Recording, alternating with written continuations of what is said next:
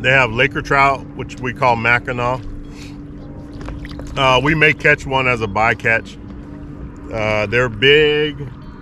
I personally don't eat them that much. I'll smoke them and eat them. But other than that, I typically let them go. But some people love them. I'm just not that big a fan of them. So I've changed my depths now. I'm fishing about 80 feet. Like I said, I didn't bring my depth sounders in the motorhome.